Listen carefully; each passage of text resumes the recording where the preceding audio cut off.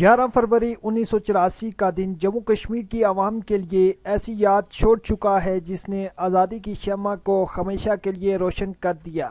قائد حریت محمد مقبول but شہید آج کے دن کشمیر کی آزادی کے لیے تہاڑ جیل میں بھارت میں پھانسی کا پھندا چوم کر تا ابد زندہ جاوید ہو گئے۔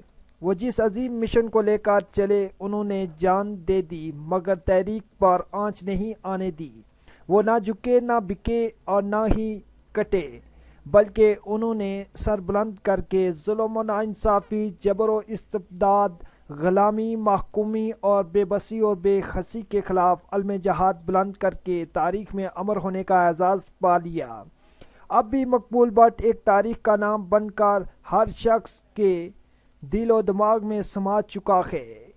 مقبول بٹ کے یوم شہادت پر پورے کشمیر میں ریلیاں جلوس نکالے گئے اور مقبول بٹ شہید کے جسد حقیقی کی واپسی کا مطالبہ کیا۔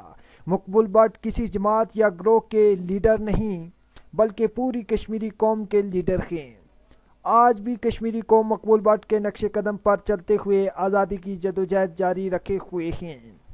کیمرہ مین راجہ افضل کیانی کے ساتھ کامران سودن، ڈسٹرکٹ پونچھ، راولا کوٹ، آزاد کشمیر۔